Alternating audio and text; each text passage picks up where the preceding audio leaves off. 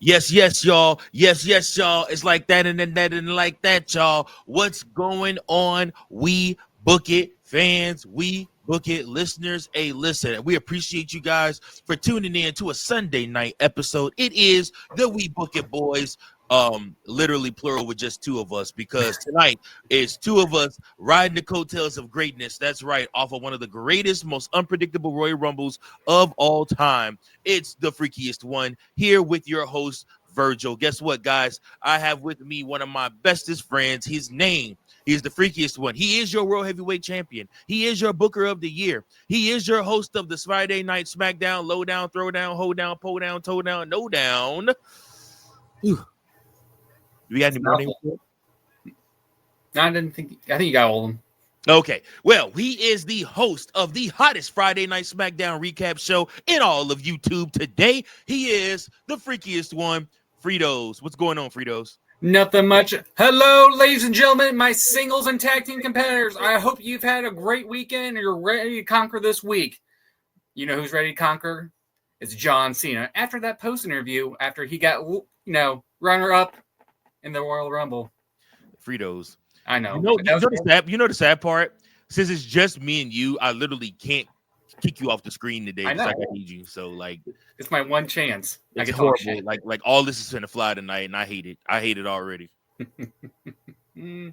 But yes, guys, tonight's episode is all about recapping the 2025 Royal Rumble. A Royal Rumble that literally, to me, was such a great show. I don't know if it was the company I was keeping. I don't know if it was the fact that I had some of the best food going. We had a smorgasbord of food.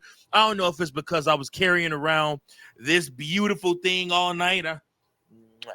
I don't know if that has something to do with it or not, but literally, it was such a great event, such a great night. The matches were on fire, and there were some people that were upset with some of the outcomes, some predictable, some not predictable. But we're here to break it all down for you. Now, first and foremost, the WWE Women's Royal Rumble kicked off the show. Fritos, this Royal Rumble was eventually won by Charlotte Flair. She did come back. She did end up winning this Royal Rumble. This Royal Rumble also was not void of surprises. Some surprises that we thought were going to come and some surprises that we didn't think were going to come.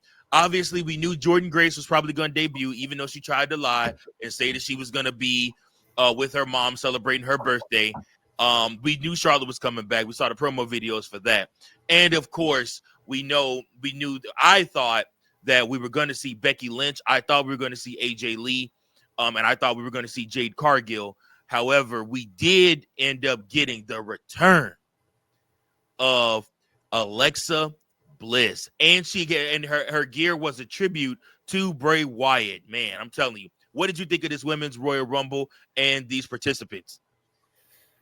If I had to give it like a letter grade, I'd give it about a B-.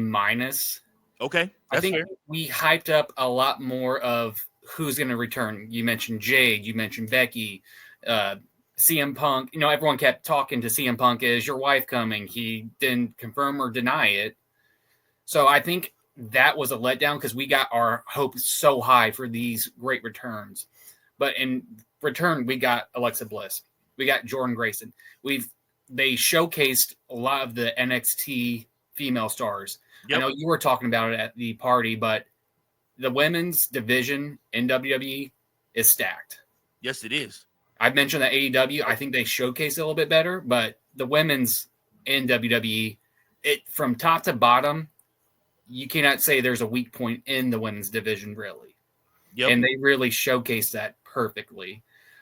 With the outcome with Charlotte Flair, death, taxes, and Charlotte Flair always winning. That's simply it. Yeah.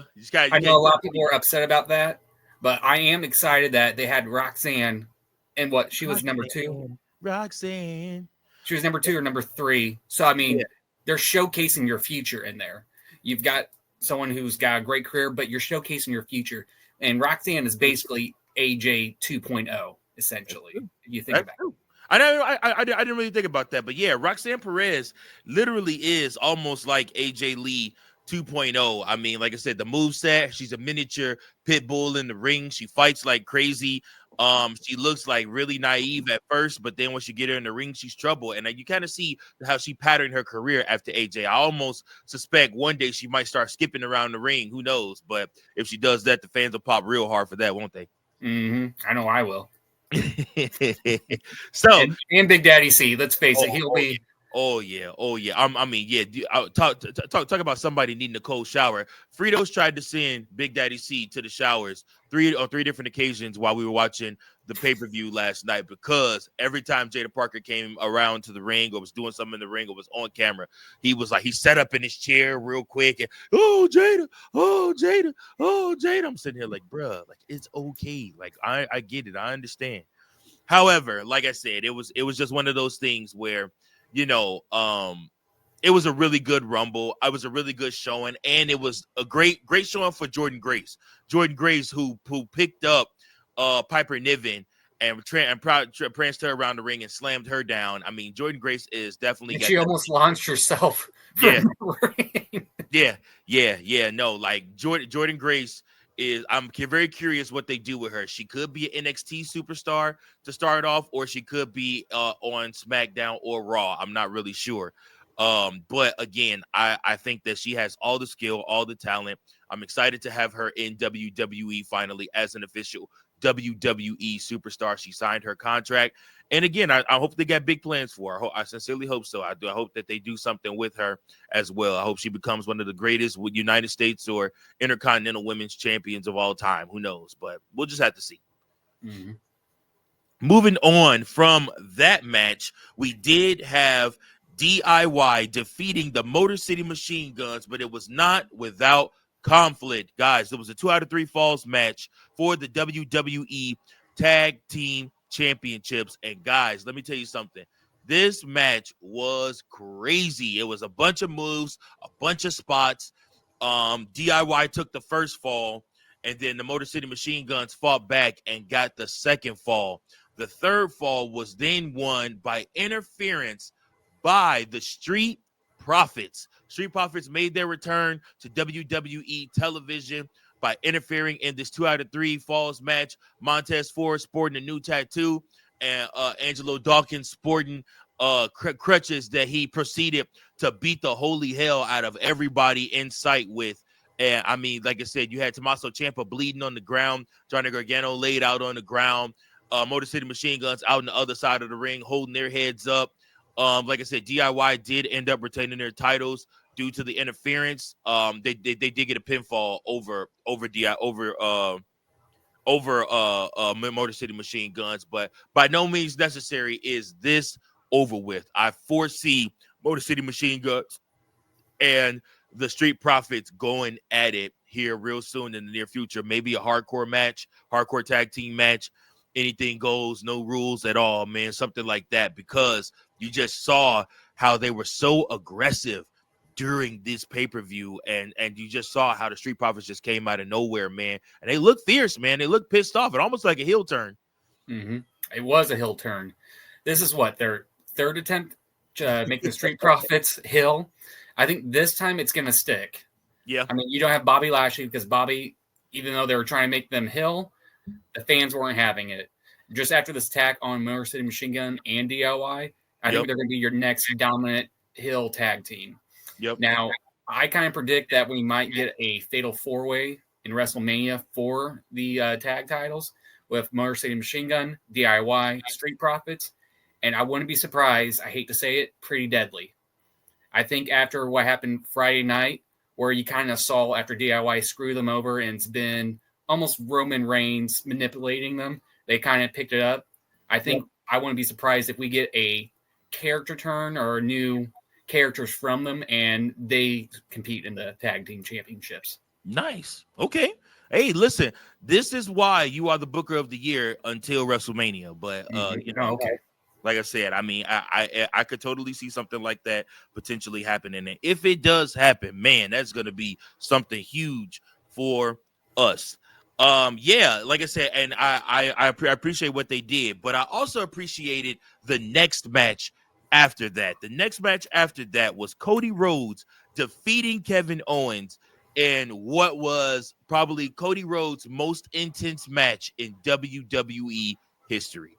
Cody Rhodes literally and Kevin Owens tore the house down. I mean, it was beautiful. This was even better than Tribal Combat to me. I mean, like I said, though, what those two did with those ladders and the punishment we saw them put their bodies through, I mean, oh my gosh, it was just unmatched. Again, to me, the Alabama Slammer through the two ladders that was wedged in between the ring and the announcer desk. Oh my gosh! I mean, the one spot where literally Kevin Owens bounced off of the edge, the end of the ladder where the two parts meet. I mean, it was just crazy. So many moments. I'm just sitting here like this, like it hurt. It looked, oh my gosh, like it all hurt so bad, bro. Kevin Owens, it was at one point we all looked around each other like, okay, Kevin Owens is officially dead. Like this, there's no way he could be alive after all of this. Yeah, at one point because we saw all the officials out there, Nick Aldis threw up the X. If you don't know when they throw up the X, that means, all right, someone's seriously hurt. But they kept playing it out. They didn't really stabilize Kevin's neck after the Alabama Slam threw the ladder onto the floor. So it wasn't that severe. Does he have a concussion? I guarantee you he's going to have some CTE in the future. But as of right now, I haven't seen any official reports saying like his injuries, but he's going to be out for a hot minute. And it's well deserved. He's been on a rampage. He's been nothing but terrific in this feud. And I think I've talked to you about, I was definitely talking to C on the car ride back. This is probably by far Cody Rhodes' best feud. This made me love his whole title run so far. Other than the AJ Styles at Backlash, that was only due to the crowd. That crowd was fantastic. So I'm looking forward to see what they do with Cody too. Because with Cody staying with both titles over Kevin's dead body and Sammy looking at him like, what the hell's wrong with you? Yeah. We're definitely going to get Homelander Cody fairly soon. And he said something to Cody after the money shot or whatnot. Like I said, you got him holding both the title. He got holding both the titles up over his head. And again, like I said, it was just one of those things where he looked at his, hey, Sammy, or something like that. And I don't know what he said to him, but whatever it was, I think it was crazy. And again, like I said, it was just one of those times I'm just looking around like, man, like this is wrestling gold right now, what the WWE is doing, what they're putting together. And I just really enjoyed that the match itself. They really put together a stellar ladder match. To me, I liken this to The Rock in 1999 doing the I Quit match against Mankind. You already knew what Kevin Owens could do. You already knew how sadistic he could be, just like everybody already knew what Mankind could do and how sadistic he could be. But The Rock was the fresh new champion, still trying to prove himself to be that sadistic champion. And anytime Vince McMahon in his booking days wanted to prove that you could be sadistic, that you could be hardcore, he booked you against Mick Foley. Ask Shawn Michaels at Mind Games, as Undertaker at Survivor Series and Buried Alive and all that stuff, as Triple H with the Hell in the Cell and all that stuff, and all the Boiler Room brawls, and then as The Rock, who had a bunch of different matches against Mankind between 1998 and into 99. But yeah, like I said, for Cody, him and Kevin, this is where you see Cody Rhodes take that next step. And if you notice something, the commentary team kept saying Cody Rhodes is changing. Cody Rhodes is changing. Like this might have changed Cody Rhodes. And so I think he's gonna shed that babyface light. And I think he is gonna get more sadistic as this goes on, because remember, all his friends keep trying to take the damn WWE Championship away from him. And if you notice something CM Punk said that was very, very telling, he said that he wasn't going to stab Cody Rhodes in the back. He said he's going to be the friend to stab Cody Rhodes in the front. I think that was not foreshadowing a match between them. Maybe it was down the road. I think that's foreshadowing Randy Orton. I think Randy Orton is going to stab Cody Rhodes in the back and try to take that WWE Championship from him. Randy Orton needs the WrestleMania moment, and I think Randy versus Cody for the WWE Championship main eventing night 2 of WrestleMania would be phenomenal. I'd be down for that. Yep. And take the title off of Cody, give it to Randy, have him have a short reign until SummerSlam, then give us the match that we've all been wanting. John Cena versus Randy. Because I know, spoiler alert, like I mentioned earlier, John did not win the Men's Rumble, but he mentioned before the Netflix at Raw that he goes, I'm not in the position to demand main events. I'm not in the position to win the Rumble, all that. But he did demand Elimination Chamber, so we're definitely going to see him there. Yep. So are we going to get Super Cena back? Who knows? But it's definitely going to ramp up for the John Cena retirement tour. So I'm excited for that, and especially with this. Because if you think about it, if we get Cody as your new heel and going against John, you know that's going to print nothing but money too later down the line. Absolutely. 1,000% agree with you on that. It's just one of those things, man. Like I said, it's going to be a great match, a great fight. And again, it's just printing money, man. The WWE is printing money hand over fist right now. The last night's Royal Rumble gate was the largest gate in history for Royal Rumble. This gate surpassed WrestleMania last year, both night 1 and night 2. Singly, of course, like I said, because obviously, they coupled together night 1 and night 2 for WrestleMania. But seriously, like I said, it was phenomenal what they were able to do at Lucas Oil Stadium, and just the presentation with Stephanie McMahon opening up the show, everything. Like I said, it was really great. We move on from that to the men's Royal Rumble match, the 2025 Royal Rumble match, and man, it was the most star-studded Royal Rumble match. There were no letdowns. In the women's Royal Rumble, there were some letdowns. There was some people you're like, crap, I don't want to see this. I think the only person that was a letdown for us at our party was Logan Paul, and that's because we forgot about Logan Paul. We forgot he was in the Rumble. We literally forgot he was in the Rumble. And we're all sitting around like, oh, crap, who's number 30? Who's number 30? And then, obviously, Logan Paul's music hit, and I slammed the WWE Championship on the ground. I'm like, dang it. I'm like, oh, man, like, this is horrible. Like, come on. But from that moment, like I said, it was a lot of cool moments in the match, though. AJ Styles returning back with this old theme was wonderful. Like I said, I love seeing Braun Strowman out there destroy. Roman Reigns actually walked quicker to the ring than he normally does. Thank God for that, because I literally thought it was going to take him the whole 4-minute interval just to get to the ring before, and then they were going to have somebody else in there. There was a really they did give him extra time though. Don't forget, because after Roman, they sped up that time for everyone to come out. Yeah, they did. They did do that. You're right about that. Then I also think about the coolest moment in the match where Roman Reigns is looking at CM Punk, who's looking at John Cena, and they're all looking at each other. And then, of course, Seth Rollins' music hits, and it's "Burn It Down." And then he runs down to the ring, and he wants to get in the melee with that.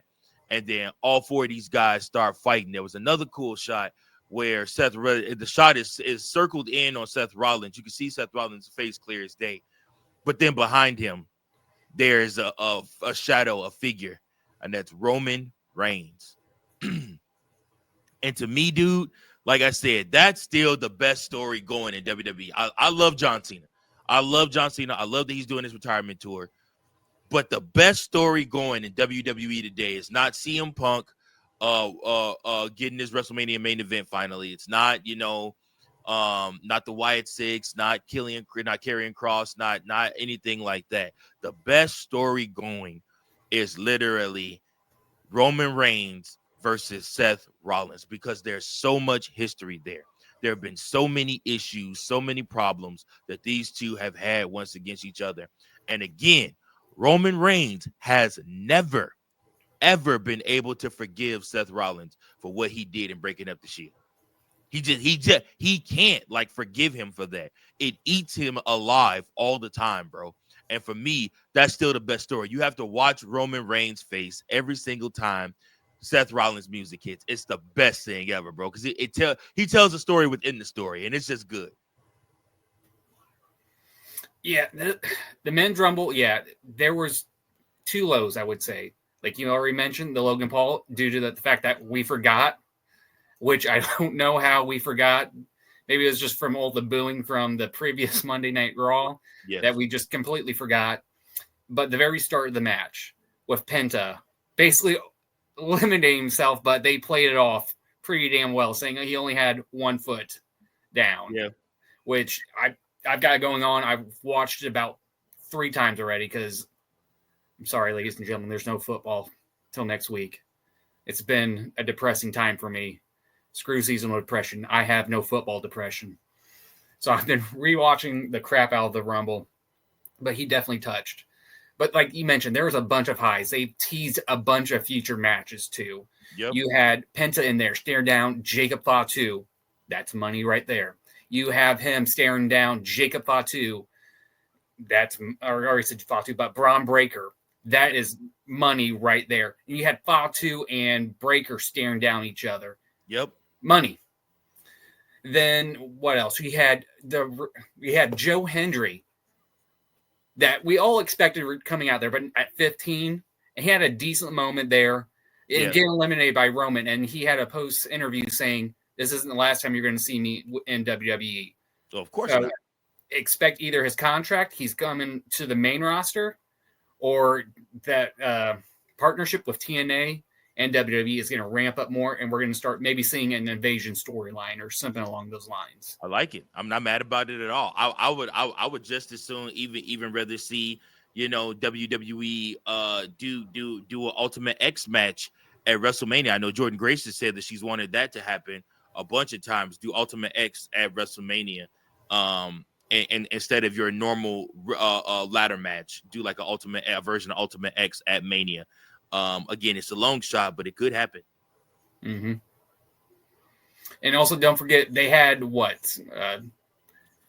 the streamer feller, Speed, taking the dirtiest, something like that, the dirtiest spear I've seen from Braun. Braun Breaker is literally the future of wrestling. You can see it all over him, dude. Like, he's the guy. He is the guy. Give it 2 to 3 years, he will be a Royal Rumble winner. I don't see it next year. They're definitely going to build up more as your mid card, almost your Gunther Extreme Force. But when they pull the trigger on him, that run as your world heavyweight or your WWE champion is going to be fantastic with Braun. Agreed. And like I said, his feuds are going to feed families because not only can he cut good promos, but he also can wrestle his ass off too. He's very good. Very, very good. Very, very good. So there was one spot in the Rumble. And this is coming out of the Rumble that we have to talk about. It was actually Drew McIntyre apparently was pissed at the coming out of the Rumble. Oh, wait, before we go into Drew McIntyre, guys, Jey Uso won to run the Royal Rumble. He is going to WrestleMania. He has already stated that he will fight Gunther. He does believe he wants one more shot at Gunther for that World Heavyweight Championship. And Gunther, I'm sure, is ecstatic because it's going to be the easiest night of his life. All you got to do is beat down Jey Uso and then wait for him to finally kip up, and then, he'll do something crazy and end up winning the World Championship, beating him for it, but he won't hold it long. That's my opinion. They already mentioned that Jay's your underdog. So they're just doing that underdog storyline for WrestleMania. Sure. It's going to be what? I'm going night one with this. Oh, absolutely. Yeah, this is night one main event. It's your build-up of Rocky, basically. It's Rocky 1. And when Jay does it, that pop's going to be crazy because he's worked so hard this past 12 months to be main event Jay. Yeah. And after that, he will officially earn that title too. Yep. To be main event Jey Uso. Mm-hmm. So, then after that, then we are looking at one moment in the Men's Royal Rumble that has been all the talk since the end of the Royal Rumble. The fact that it was reported that Drew McIntyre came backstage after the match and he was pissed. He like I said, it's said to be reported that Drew McIntyre that Drew McIntyre stormed to the back, was swearing, was upset, grabbed his stuff, went to the locker room, grabbed his stuff, and then left before the show was even over with. He said something to the extent of, one of the guys in the Rumble just had to get himself over instead of getting the match over. And I think that there is high speculation that could either be Logan Paul or that could be LA Knight. If you notice, there was a spot and a moment in the match where Logan Paul was posing on hard cam, and literally you have LA Knight standing right behind him, kind of shadowing him. Well, I think somebody had wished, I think Triple H had talked to one of the referees in the earpiece and signaled to them, like, hey, Drew needs to get kicked out now. Go. Drew needs to get out now. So Damian Priest and I forget who else kicked out Drew McIntyre. But anyways, I think it was Damian Priest that ended up. Priest. Yeah, it was Damian Priest that ended up eliminating Drew from the match, which they're going to have a good match together too, because both of them are SmackDown superstars now, so that'll be interesting. But anyways, well, is Drew officially there because he's been on both shows? Yeah, that's for Rumble season, but I assume he'll be primarily on SmackDown now. But nevertheless, again, Drew ended up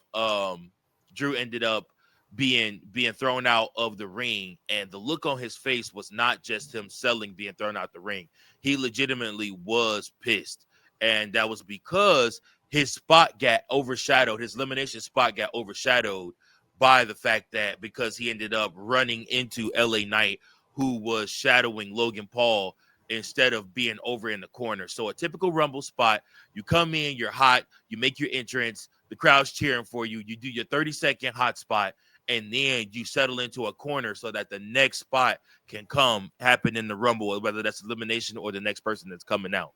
But LA Knight went over and was still trying to do his moment with Logan Paul.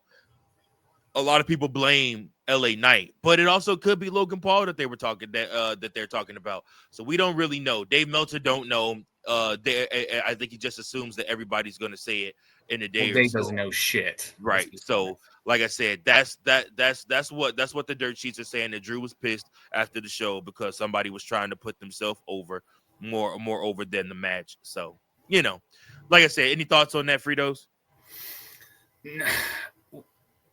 Let's just see how it plays out. Yeah, that's the only thing I'm going to say, because we had that same problem last year with Drew, with his contract running up. Until we saw that he was all happy, he re-signed his contract. So let's see. Drew does deserve the main spotlight. He's done nothing but great work ever since his return back into WWE, and now with this run with Punk and all that, he does deserve some shine the light. He had the World Heavyweight Championship for 5 minutes and 40 seconds until Damian cashed in on him. There's money right there, continuing that storyline from last WrestleMania for those two guys. So let's just see what happens, because it seems like a couple guys are still, I'd say, fickle. It's like us fans, they're fickle. You got Corey Graves, who's still upset. Yep. Or he may be faking it, but he's still upset that he's on NXT and not on the main roster commentating because of Pat McAfee. Mm-hmm. In this situation, who knows? You could develop a storyline. You can make it a couple of main events. And I don't know if that'll make Drew happy. Then give him a championship after that. Yeah. We'll have to see. Like I said, superstars get upset all the time. These things usually get worked out. Triple H has a way of being able to work things out with these superstars where they don't get super upset and it's not as big a deal as everybody likes to make it. But again, Drew McIntyre storming out could just be an angle. It could be legitimate. Again, it's coming from Dave Meltzer, so you really don't know. But at the end of the day, I think that it was a great Royal Rumble all the way around. A lot of people are hating on Jey Uso winning the Royal Rumble instead of CM Punk. A bunch of people are pissed about it and thumbs down, but literally, and people are trying to say Jey Uso ain't over enough to main event or WrestleMania. But to me, that's insane. Like I said, when you look at when you look at that arena last night, there were 70,000 people yeeting with Jey Uso last night. Like I said, John Cena came in after the match and endorsed him and raised his hand.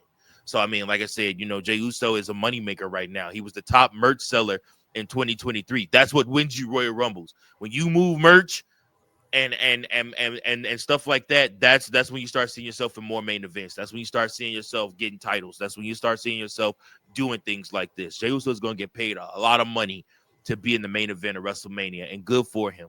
He's earned every single spot that he's getting. And for the fans that are upset about Jay doing it, you're also the fans that are upset that WWE hasn't capitalized on guys that were hot. For example, Rusev Day. Yep. He should have been a champion, but Vince never pulled the trigger for some reason. I was the biggest Rusev Day fan as anyone else. That run was fantastic, but they never pulled the trigger, and they should have.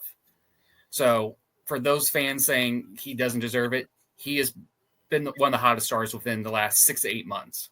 Yep. So I say just let it ride. Superstars heat up, they cool down.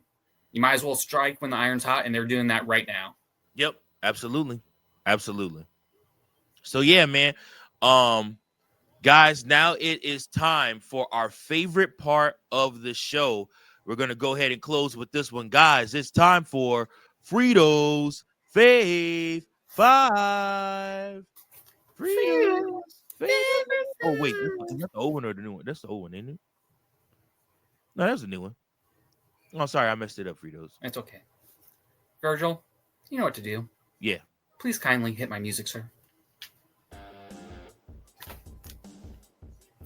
At number 5, we've said his name, and he's finally appeared. We all believe in Joe Hendry. Appearing at number 15 at your Royal Rumble. He was in there for about a round and got eliminated by Roman Reigns.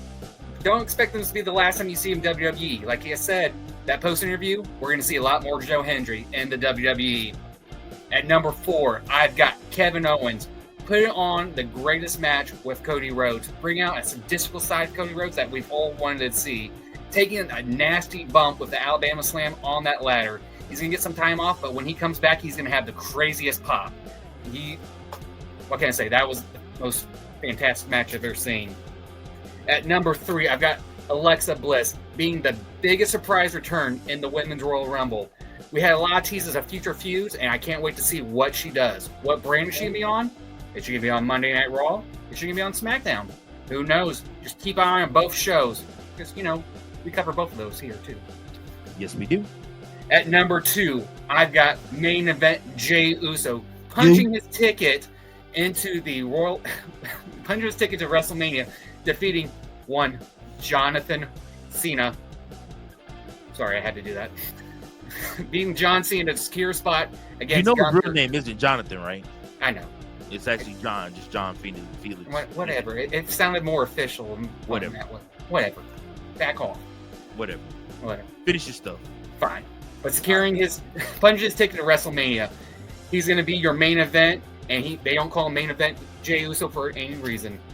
Then number 1, this past Monday Night Raw, I got JD McDonough taking the dirtiest bump I have ever seen, smacking his head on the commentary desk. He broke some ribs and punctured a lung and continued that match like it was nothing. You could see he was in a lot of pain, but he pushed through it. He walked out from the ramp and finally collapsed backstage. That man has got nothing but grit. He's got nothing but respect for me. When he finally comes back, give that man some gold. He deserves it for that match. Nothing but fantastic, and I wish him nothing but a speedy recovery. And that has been a Fritos Fave 5. Yeah. Yeah. All right, Fritos. I'm going to go ahead and give that Fave 5. Oh, gosh. I thought I stopped that. I'm going to go ahead and give this Fave 5. Where the heck is all my stuff? This is really weird. Oh, that's what happened to it. Yeah. This is the actual Fritos Fave 5. Sorry. No, it's fine. We had a throwback. It was a throwback moment. Look at that sexy beast. Oh. All right, Fritos, go ahead.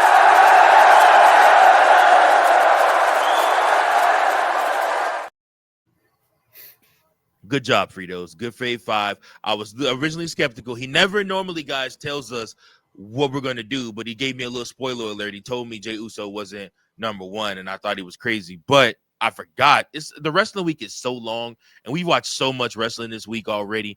I forgot that the JD McDonough bump even happened.